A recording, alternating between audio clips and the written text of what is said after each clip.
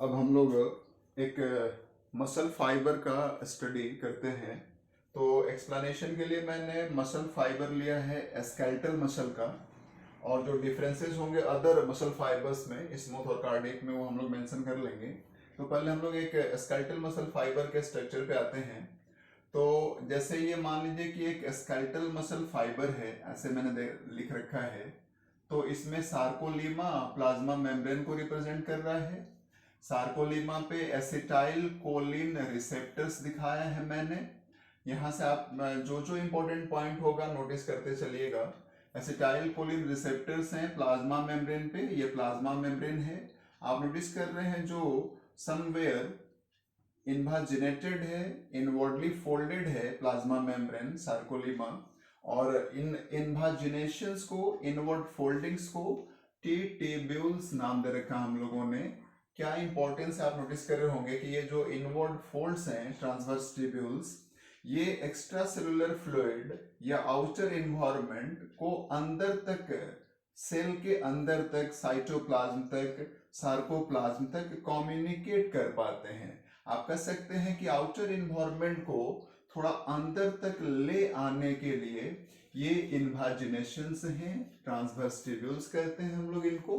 आप याद रखिए, ट्रांसवर्स टेब्यूल्स जो प्लाज्मा मेम्ब्रेन का इनवर्ड फोल्ड्स हैं, ये स्केलेटल और कार्डियक मसल्स में तो होते हैं, लेकिन स्मूथ मसल्स में नहीं होते। स्मूथ मसल्स में ट्यूब्यूल शेप्ड नहीं होते वो।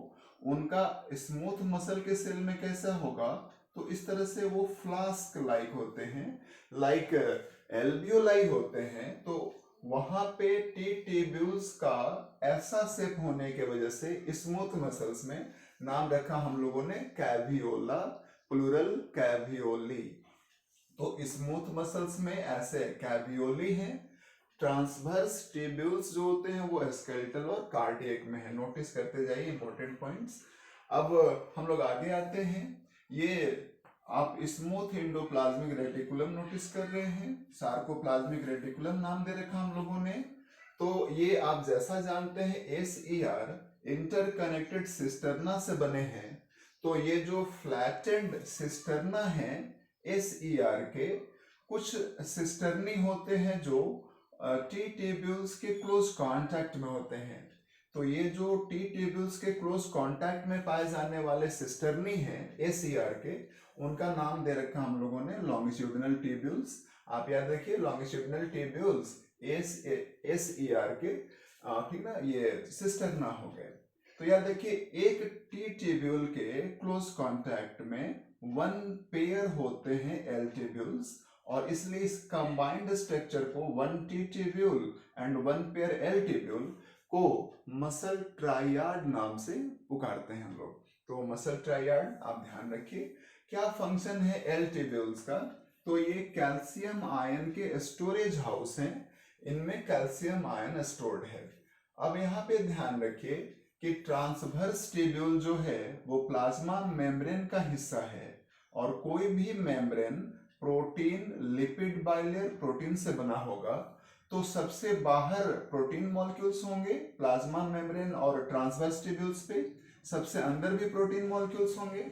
और ये सिस्टर्ना जो आप नोटिस कर जानते हैं SER का, तो ये भी membrane bound flattened structure, flat structures हैं। तो चूंकि ये भी मेम्ब्रेन से बने हैं, तो इनमें भी बाहर protein molecules, then lipid bilayer, then protein molecules. तो एल ट्यूब्यूल का भी आउटर सरफेस प्रोटीन से बना होगा, टी ट्यूब्यूल का भी आउटर सरफेस प्रोटीन से बना होगा, या इनर सरफेस प्रोटीन से बना होगा। तो टी ट्यूब्यूल्स के प्रोटीन्स और एल ट्यूब्यूल्स के प्रोटीन्स, इन दोनों को एक दूसरे के टच में ले आते हैं। यानी आप याद रखिए, प्रोटीनस स्ट्रक्चर के through T tubules L tubules linked हैं एक दूसरे से। यानी टी ट्यूब्यूल्स पे जो भी इलेक्ट्रिकल एक्टिविटीज होंगी, यदि होती हैं टी ट्यूब्यूल्स पे इलेक्ट्रिकल एक्टिविटीज, तो इंपल्सेस टी ट्यूब्यूल से एल ट्यूब्यूल पे शिफ्ट कर सकती हैं, क्योंकि इनके बीच में प्रोटीनस कनेक्शन है। क्योंकि इन दोनों का जो आउटर इनर सरफेस होगा वो प्रोटीन मॉलिक्यूल से बना होगा। अब यहां से हम लोग एक लेंगे एल ट्यूब्यूल पे, क्योंकि आप जानते हैं जस्ट कहा एल ट्यूब्यूल्स जो होती हैं वो कैल्शियम आयन के स्टोरेज हाउसेस हैं। तो एल ट्यूब्यूल से यदि सार्कोप्लाज्म में कैल्शियम आयन का मूवमेंट होता है, यहां से कैल्शियम आयन साइटोप्लाज्म में यदि मूव करता है, तो कैल्शियम आयन के सार्कोप्लाज्म में प्रेजेंस से, उसके प्रेजेंट होने से यहाँ पे मसल कॉन्ट्रैक्शन, जो मसल फाइबर्स होंगे उनमें मसल कॉन्ट्रैक्शन होगा। और यदि सार्कोप्लाज्म से रिटर्न बैक जाता है कैल्शियम आयन एल ट्यूब्यूल में, तो फिर ये सेल्स रिलैक्स होते हैं। आप रिस्पॉन्सेस याद रखिए, एल ट्यूब्यूल से कैल्शियम का मूवमेंट सार्कोप्लाज्म में होगा तो कॉन्ट्रैक्शन प्रोसेस, और यदि सार्कोप्लाज्म से रिटर्न आते हैं एल ट्यूब्यूल में तो रिलैक्सेशन प्रोसेस। क्यों ऐसा होता है, कैल्शियम का क्या रोल है मसल कॉन्ट्रैक्शन में, वो हम physiology steps of muscle contraction में डिस्कस करेंगे। आप फिलहाल याद रखिए कि कौन सा रिस्पॉन्सिबल प्रोटीन है, कौन सा प्रोटीन रिस्पॉन्सिबल है कैल्शियम आयन के आउटसाइड मूवमेंट या कैल्शियम आयन के इनसाइड मूवमेंट के लिए। तो याद रखिए एल ट्यूब्यूल्स में पाए जाने वाले, चूंकि जस्ट कहा मैंने कि एल ट्यूब्यूल्स जो हैं वो मेम्ब्रेनस स्ट्रक्चर्स हैं, मेम्ब्रेन से बने हैं, प्रोटीन लिपिड बाइलेयर प्रोटीन से बने हैं। तो इसमें भी लिपिड बाइलेयर होगा, उसमें भी उसमें इंट्रिंसिक प्रोटीन्स होंगे, ट्रांसपोर्ट प्रोटीन्स होंगे एल ट्यूब्यूल्स में।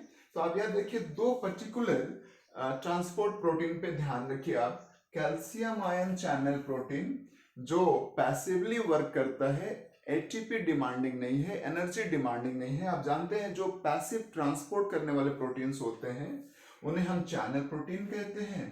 और यदि वो चार्ज्ड पार्टिकल्स का ट्रांसपोर्ट कर रहे हैं तो ऐसे ही चैनल प्रोटीन्स को हम वोल्टेज गेटेड प्रोटीन्स कहते हैं। तो एल ट्यूब्यूल से सार्कोप्लाज्म के डायरेक्शन में जो कैल्शियम आयन का मूवमेंट होता है वो पैसिवली होता है कैल्शियम आयन चैनल प्रोटीन के थ्रू। कहाँ मौजूद है ये कैल्शियम आयन चैनल प्रोटीन, तो ये एल ट्यूब्यूल्स के लिपिड बाइलेयर में मौजूद है। सार्कोप्लाज्म से एल ट्यूब्यूल में कैल्शियम रिटर्न किसके द्वारा लाया जाता है, आप याद रखिए कैल्शियम आयन पंप प्रोटीन, ये भी एल ट्यूब्यूल्स के लिपिड बाइलेयर में मौजूद हैं और कैल्शियम को एक्टिवली रिटर्न ले आते हैं एल ट्यूब्यूल्स में। तो अब यहाँ पे ध्यान रखना है आपको। अब ये याद रखिए कि ये कभी चैनल प्रोटीन जो कैल्शियम को सार्कोप्लाज्म में पंप करेगा, ट्रांसपोर्ट करेगा, क्यों काम करेगा, ये किसके रिस्पॉन्स में काम करेगा, पंप किसके रिस्पॉन्स में काम करेगा। तो याद रखिए जो चैनल प्रोटीन है ये तब एक्टिवेट होते हैं, तब काम करते हैं जब एल ट्यूब्यूल्स डीपोलराइज होते हैं या अंडर स्टिमुलेशन होते हैं। दूसरा, पंप प्रोटीन कब काम करेगा, ये कैल्शियम पंप प्रोटीन, जब ये एल ट्यूब्यूल्स रीपोलराइज्ड होंगे, रेस्टिंग फेज में आएंगे तो ये पंप प्रोटीन काम करेगा। तो सीक्वेंस अरेंज कर लीजिए, एल ट्यूब्यूल्स यदि डीपोलराइज होते हैं तो इनका calcium ion channel protein switch on हो जाता है, कैल्शियम सार्कोप्लाज्म में ट्रांसपोर्टेड होता है, उसका रिजल्ट है मसल कॉन्ट्रैक्शन। फिर जब एल ट्यूब्यूल्स रीपोलराइज होंगे उनका calcium ion pump protein switch on हो जाएगा, और जब ये ऑन होंगे तो कैल्शियम रिटर्न एल ट्यूब्यूल्स में और उसका इफेक्ट है मसल रिलैक्सेशन। अब हम लोग यहाँ पे जरा न्यूरोमस्कुलर जंक्शंस पे आएंगे। न्यूरोमस्कुलर जंक्शन का क्या कॉन्सेप्ट है, क्यों कोई मेम्ब्रेन या मेम्ब्रेनस स्ट्रक्चर क्यों डीपोलराइज होगा, क्या फिजियोलॉजी है, उसके लिए हम न्यूरोमस्कुलर जंक्शंस पे आते हैं।